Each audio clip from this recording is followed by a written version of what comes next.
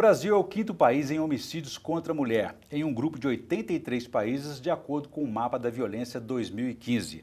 De 1980 a 2013, cerca de 106 mil mulheres foram mortas e há registros de estupros coletivos. Quais foram os indicadores após a adoção da Lei Maria da Penha em 2006? O que a norma representou nos últimos 10 anos para o combate à violência doméstica? Esses são os principais temas de hoje do Pensamento Jurídico, uma produção da Associação dos Magistrados Mineiros, a AMAGES. Para falar sobre o assunto, nós vamos conversar com a superintendente da Coordenadoria da Mulher em Situação de Violência Doméstica do Tribunal de Justiça de Minas Gerais, desembargadora Karen Emerick. Ela é magistrada há 26 anos e já passou por 3 comarcas, São Francisco, Montes Claros e Belo Horizonte, onde está há 17 anos, dos quais 3 como desembargadora. Obrigado pela presença, doutora Karen. Prazer recebê-la aqui no Pensamento Jurídico. Muito obrigada, eu agradeço o convite. Prazer é nosso. Teremos ainda 2 quadros. O Pensamento Universitário, em que estudantes da Faculdade de Direito, hoje da Faculdade UniBH, me ajudarão a entrevistá-la. E o Pensamento Literário, no terceiro bloco, só fará indicações de leitura para os nossos telespectadores. Doutora Karen, essa é uma triste realidade e dura realidade que resiste às mudanças no país, de acordo com esse levantamento que eu apresentei na abertura. Somente em 2013 foram registrados quase 5 mil mortes contra mulheres, o que representa uma média diária de mais de 10 assassinatos femininos. De onde vem tanta violência, tanto ódio? Eu acredito que essa questão da violência contra a mulher, ela é uma questão cultural. Ela vem desde sempre. Então, nós somos criadas numa cultura machista, patriarcal, e o que nós temos que fazer é mudar esse pensamento. Eu acredito que a mudança vem da base. Então, nós temos que trabalhar nossas crianças, nossos adolescentes, para que a gente possa fazer dessa sociedade uma sociedade menos machista. E quando eu falo em sociedade machista, eu não me refiro somente aos homens. Infelizmente, nós temos também as mulheres machistas que são um número expressivo. Então, nós temos que mudar esse pensamento, essa postura, esse olhar. Mesmo, né? É a educação, acho que passa muito pela educação. Essa intolerância, né? Então, é uma coisa que vai passando. Segundo a professora Alice Bianchini, que é uma estudiosa especialista nessa matéria, ela fala que nós vamos levar pelo menos 200 anos para mudar isso. Já há estudos até mais otimistas, falando em 90 anos, mas 90 ou 200 eu acho que é muito. O que é curioso é que a gente percebe que participamos e temos avanços e de uma hora para outra há um retrocesso muito... Quer dizer, é como se dessemos 10 passos para trás, depois de 2 para frente. Muito embora a gente perceba que estamos caminhando em passos lentos, eu acredito que nós já temos avanços. Eu vejo com um olhar muito otimista essa questão da Lei Maria da Penha. A Lei Maria da Penha ela é de 2006, nós estamos completando agora 10 anos, né, agora em 2016, mas ela passou por um processo de reconhecimento, de constitucionalidade perante o Supremo. Então, assim, ela é muito recente ainda. Apesar disso, ela é considerada a 3ª melhor lei no mundo pela ONU no combate à violência doméstica. Ela é considerada, no Brasil, 98% da população conhece a Lei Maria da Penha, ela é bem conhecida. Ou seja, além da educação, existe esse aprimoramento da legislação que pode ajudar também, né, a combater essa violência. Isso, e quando a gente pensa em números, a gente acha assim, mas aumentou muito o número da violência. Eu não acredito que esse número tenha aumentado assim. Na verdade, as mulheres estão mais encorajadas a denunciar. Estão fazendo mais denúncias. Exatamente. Que isso é um avanço. A gente tem que considerar isso como um avanço. E essa denúncia ela é feita naturalmente por aquela central de atendimento, tem um ligue contra a violência? Tem o 180, que a mulher pode ligar. Numa situação mais grave, onde não tem o 180, aciona o 190, que é o da Polícia Militar. Tem as delegacias especializadas em atendimento à mulher, que são as portas de entrada para que isso chegue para que a mulher consiga uma medida protetiva, né, para que isso chegue até a justiça. E a violência doméstica é sempre violência contra a mulher, e a violência contra a mulher é sempre doméstica, ou ela pode acontecer fora também do ambiente ali mais próximo? A Lei Maria da Penha, ela só acolhe, ela só protege a mulher em situação de violência doméstica ou familiar. Violência contra a mulher fora desse âmbito doméstico familiar, ela vai ter a proteção da lei ordinária, da lei comum, da lei de todos nós. Então, se você pratica uma violência contra mim, eu não tenho a Lei Maria da Penha para me proteger, vamos dizer assim, para ter medidas protetivas. Agora, se o meu marido pratica uma uma violência, sim, aí vai tramitar o processo sob o âmbito da Lei Maria da Penha. Quando surgiu a Lei Maria da Penha em 2006, né, ela gerou assim, muita polêmica, né, e muita controvérsia e críticas até da comunidade jurídica. E agora? Não, agora isso já está bem pacificado, porque ela foi reconhecida pelo Supremo Tribunal, a sua constitucionalidade. O que se discutia muito era que ela era inconstitucional porque havia uma desigualdade entre homens e mulheres. Ao contrário, né, ela deu garantia. Deu né? garantias. A Lei Maria da Penha nada mais é do que isso. Ela traz algumas medidas que são necessárias pela desigualdade que de fato existe. Agora, o homem não está desprotegido. Muitas vezes me questionam. Ah, mas o homem que apanha da mulher, ele não tem proteção? Claro que tem. Ele tem a lei ordinária, o Código Penal que vai dar. A mulher vai ser punida do mesmo jeito. A diferença da Maria da Penha são as medidas protetivas, especialmente, e as políticas que devem ser desenvolvidas para dar eficácia à legislação. De qualquer forma, é um marco jurídico. De lá para cá, o Brasil melhorou sua posição no ranking internacional. Melhorou. E eu acho que ainda assim, é lamentável que ainda a gente tenha necessidade de uma lei dessa natureza em qualquer lugar do mundo, porque a violência não é do Brasil. Eu acabo de fazer um curso de violência doméstica na Itália, eu me senti até muito bem aqui em relação à nossa legislação, em relação à Itália. Nós estamos caminhando no caminho certo, mas a gente vê que a violência ela é mundial. Não existe, falar assim, que o Brasil é pior, que a Europa é melhor, não. Todos os países estão vivendo esse momento de violência. Por isso, por conta dessa cultura, disso que tem que ser mudado. A gente tem que mudar de base. Seja como for, os avanços é uma luta permanente, precisam ser continuados, né? Por isso que a senhora participou e aí ajudou a realizou aqui o Fórum Nacional contra a Violência Doméstica, que foi o oitavo Fonavide. Eu gostaria que o senhor falasse sobre esse assunto. Daqui a pouquinho, no próximo bloco, a gente volta em instantes.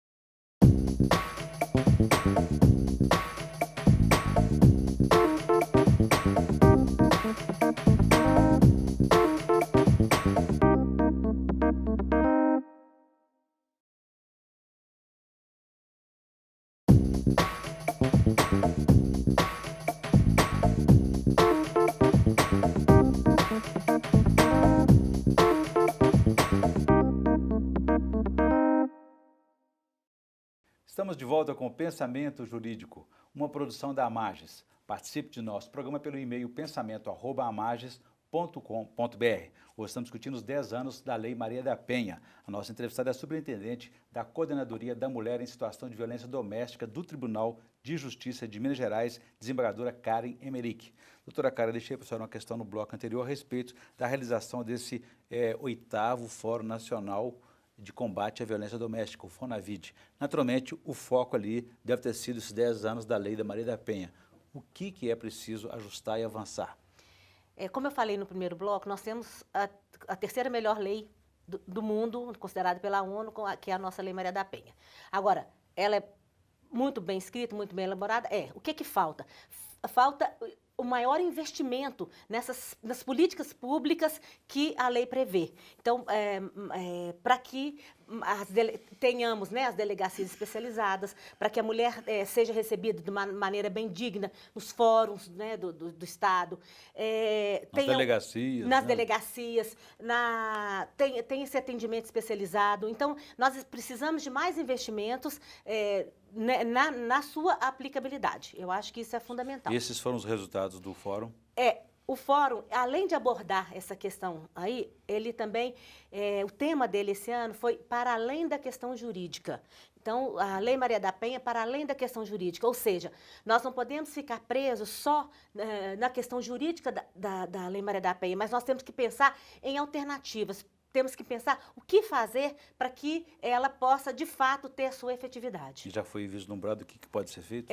Alguns enunciados foram extraídos desse fórum, que eles serão disponibilizados, ainda não foram, mas serão oportunamente disponibilizados. E o mais importante disso, nós trouxemos para Minas Gerais juízes de várias comarcas do país e que trouxeram também práticas que são desenvolvidas nos seus estados e que podem ser compartilhadas, absorvidas e compartilhadas para outros estados. Então, acho que Esse é um dos grandes objetivos desse fórum, que acontece uma vez por ano num estado brasileiro, que é sempre eleito, né, no ano anterior. É justamente isso, esse compartilhamento, essa troca, né, de experiências de magistrados que estão envolvidos com especialização na área da violência Só doméstica. magistrados, servidores participam, outros parceiros também? Só magistrados da violência doméstica e servidores da equipe multidisciplinar, que são os psicólogos e assistentes sociais da violência doméstica. Doutora Karen, quais são aí os tipos de agressões mais comuns sofridas aí pelas mulheres? É porque quando se fala da violência doméstica, todo mundo só pensa na violência física. E a violência física, essa é a mais fácil, às vezes, de ser comprovada. Mas nós temos outros tipos de violência que, normalmente, elas não são, dificilmente são até objeto de estatística, porque, às vezes, não são sequer denunciadas. E são violências que as mulheres sofrem e infelizmente sofrem caladas, que é a violência moral, a violência psicológica, a violência social, a violência sexual, a econômica. Então, são tipos de violência. A Lei Maria da Penha, ela elenca 5 tipos de violência que não são exaustivos. Na verdade, a gente sofre, às vezes, até outros tipos que não estão na lei, mas que existem. Mas que são dificilmente de se perceber, de se comprovar e de se denunciar.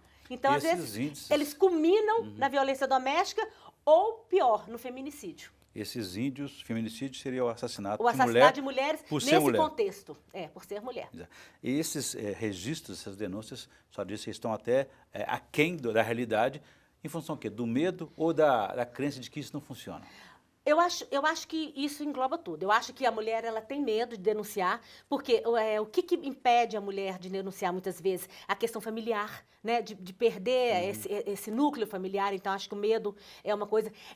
O medo de não ter resultado também ainda ele ainda é presente, são fatores que a gente ainda percebe, né? Então, nós precisamos encorajar, empoderar essas mulheres para que elas saiam dessa situação de passividade e possam, de fato, denunciar. Mas, para isso, elas precisam de suporte. E cumpre a nós, operadores do direito, polícia, pessoas que estão envolvidas na situação, dar esse suporte. Eu volto a falar daqui a pouco desse suporte, desse mecanismo de proteção, mas antes eu vou ampliar o nosso debate, convidando os estudantes da Faculdade de Direito UniBH para me ajudar a entrevistá-la. A primeira pergunta, por favor.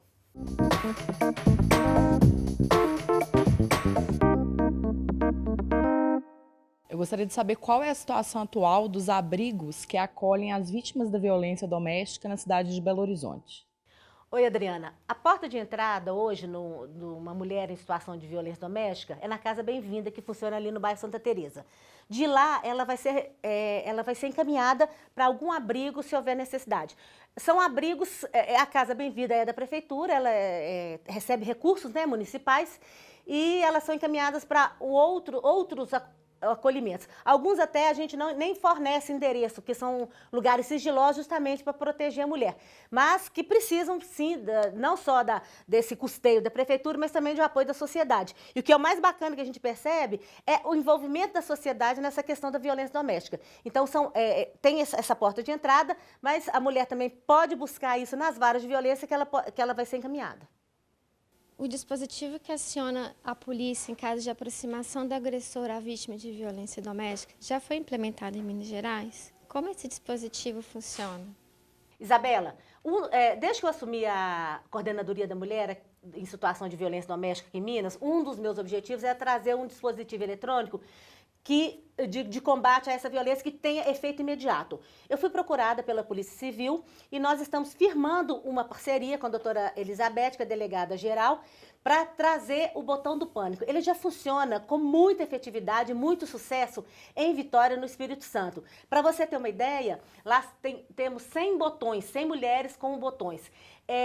A estatística que a gente tem, que nesse último ano, 1 ano e 7 meses, nenhuma dessas 100 mulheres acionaram o botão. Então, isso para nós é um resultado espetacular. Nós estamos na fase de encaminhar o projeto, já estivemos com o presidente do Tribunal de Justiça, ele já acolheu, já viu a possibilidade, mas agora a gente precisa buscar os recursos. Então, nós estamos nessa fase de buscar os recursos, mas nós esperamos trazer não só para Belo Horizonte, mas para Minas Gerais, para o ano que vem, o botão do pânico. Muito bem. Agradecer, então, a participação dos estudantes da Faculdade de Direito UniBH. Doutora Karen, pegando essa pergunta aí da Isabela sobre a questão do botão do pânico, né? Em Minas, a experiência começou pela tornozeleira. São medidas protetivas. Qual que é a eficiência de um e de outro? Na verdade, a tornozeleira eletrônica, ela é uma medida restritiva para o agressor.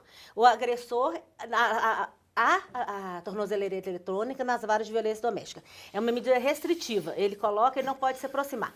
Qual que é a diferença para o botão do pânico? O botão do pânico é uma medida protetiva para a mulher. Ele é como se fosse um controle remoto de uma garagem, e a mulher, se vendo numa situação de violência em relação àquele agressor, ela aperta aquele botão. E com muita rapidez, uma viatura, nós ainda estamos em projeto de desenvolvimento, mas possivelmente uma viatura ou da Polícia Militar ou da Guarda Municipal, ela vai se aproximar para poder fazer esse atendimento, esse socorro. Às vezes a proximidade pode ser muito, né? Muito próxima, né? Exatamente. Então, assim, o botão do pânico, a diferença básica é essa. A tornozeleira eletrônica é uma medida restritiva ao agressor. O botão do pânico é uma medida protetiva para a vítima. Muito bem. Vou fazer um novo intervalo. Gostaria que depois, no próximo bloco, a senhora falasse para a gente sobre outro dado que contrasta aí com os avanços da Lei da Maria da Penha. Por exemplo, que é a questão do registro do ano passado de uma média de 5 estupros por hora em 2015. A gente fala sobre isso no próximo bloco.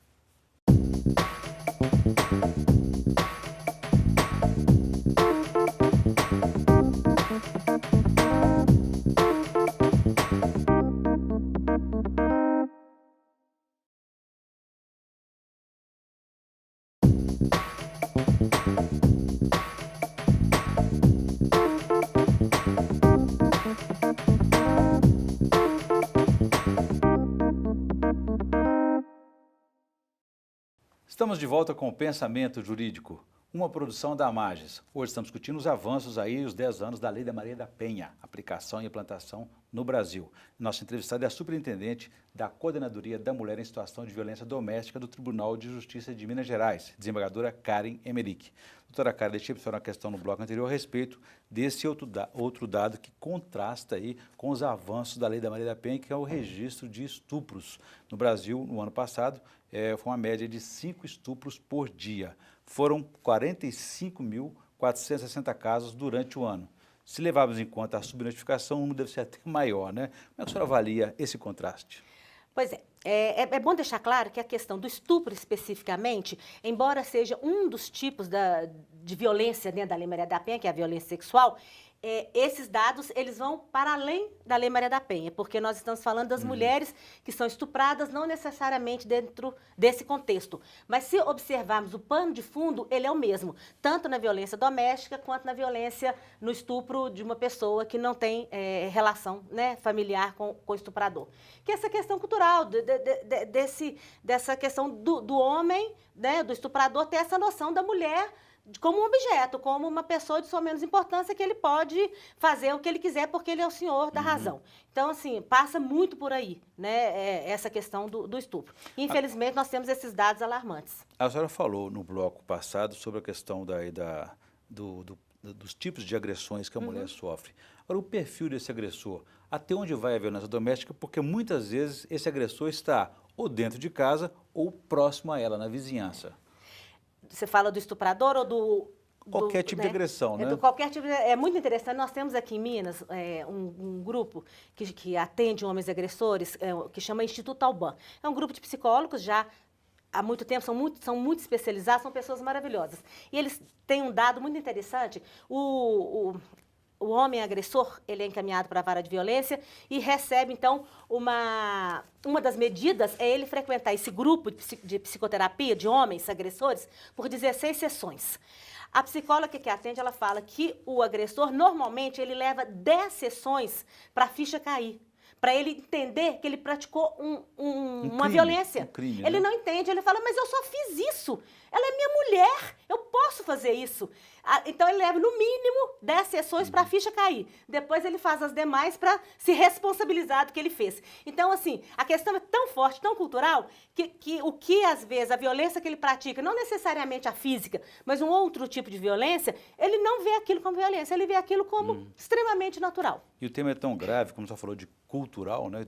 Discutimos muito nesse ano a cultura do estupro, né? Quer dizer, tivemos aquele debate nacional depois do estupro coletivo no Rio de Janeiro, após a exibição do vídeo do ocorrido, ainda assim ainda assim o delegado a desconfiança ficou sobre a vítima. Infelizmente, é o que a gente percebe e o que inibe muitas vezes as vítimas de denunciarem, porque elas vão ser revitimizadas, elas vão ser questionadas, vão falar, mas ela foi estuprada, alguma coisa ela fez, ela estava de saia curta, ela estava andando na rua aquela hora. Então, assim, são fatos que deixam a gente, assim, estarrecidos, assim, de ouvir pessoas, às vezes, muito bem relacionadas, pessoas culturalmente, né, vamos dizer, desenvolvidas, e que ainda fazem esse tipo de comentário. A própria pesquisa, né? E não só homens. Infelizmente, a gente também ouve, escuta mulheres fazendo esse mesmo tipo de comentário. E essa pesquisa que eu me referi aqui, do Fórum Brasileiro de Segurança Pública, 1 em cada 3 pessoas acha que a vítima é culpada por estupro. E diz o seguinte, aspas, mulher que usa roupa curta não pode reclamar de ser estuprada. Nossa, isso é muito triste, a gente ouvir um tipo de comentário e, infelizmente, a gente escuta muito. Assim, nós precisamos mudar isso. Essa mudança eu quero que a senhora conte para a gente daqui a pouquinho sobre os programas que a senhora vai adotar na coordenadoria da senhora. Antes, por favor, faça a indicação de leitura para os nossos telespectadores.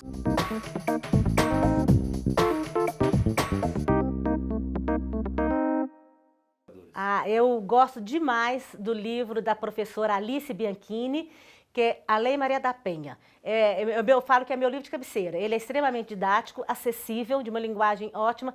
E a professora Alice, além do livro, ela tem também canais na internet, canais de YouTube, com vídeos que pode facilmente cadastrar. Então, é uma pessoa que aproxima muito a gente e que pode passar excelentes conteúdos para quem se interessar por essa matéria. Doutora Karen, então agora voltando à questão da coordenadoria que a senhora assumiu recentemente, em julho desse ano. Foi em julho, Que programa a senhora pretende desenvolver para ir além da Lei Maria da Penha? Isso, que foi um dos temas, né, do Fórum, né, Jurídico, que é a Lei Maria da Penha, além da questão jurídica. Já existe, não fui eu que implantei, foram as coordenadoras anteriores, as superintendentes anteriores, desembargadora Heloísa, desembargadora Evangelina, instituíram o programa Justiça Vai à Escola, que eu acho que é a menina dos olhos da coordenadoria, que é trabalhar. Nós vamos com juízes, desembargadores, dão uma palestra. E junto vai o grupo Polo de Cidadania, que é um grupo de teatro da Universidade Federal e que transmite de uma maneira mais lúdica para os estudantes a questão da violência doméstica. Porque só trabalhando com a criança, com o adolescente, com a mudança de cultura que a gente vai poder mudar. Porque a repetição é muito grande. Se o adolescente vive violência, a possibilidade de repetir a violência é muito grande. Se a mulher ela é vítima, se a menina vê a mãe sendo vítima de violência, a possibilidade daquela menina tornar-se uma vítima de violência também é muito grande. Ou seja, então, nós temos que trabalhar isso na cabeça dos nossos adolescentes. Além do judiciário e da polícia, é um papel muito importante das escolas também. Das escolas. Para absorver essa realidade. Inclusive, eu vi no Rio de Janeiro, já é lei a inclusão da Maria da Penha nas escolas de nível médio. Então, eu falo que também vamos trazer isso para cá. Vamos trazer isso para Minas, porque trabalhar com os adolescentes, eu acho que é o papel fundamental para essa transformação. E ali tem a questão do bullying também nas escolas, que é importante essa intervenção, esse acompanhamento, esse monitoramento da escola para evitar que não é problema meu, é só dos pais, né? E não é. Eu acho que esse problema de violência é um problema de todos nós. E os próprios pais vão dizer, as escolas vão ajudar a educar meus filhos, né? Muito bem, eu conversei aqui com a desembargadora Karen Emerick, que é superintendente da coordenadoria e do combate à violência doméstica da mulher em situação de violência doméstica do Tribunal de Justiça de Minas Gerais. Doutora Karen, obrigado pela entrevista, foi um prazer recebê-la aqui no Pensamento Jurídico. O prazer foi meu, eu agradeço também. Muito obrigado. Nós também agradecemos. Se você quiser participar, escreva para pensamento@amages.com.br e envie a sua sugestão. Um abraço, até a próxima.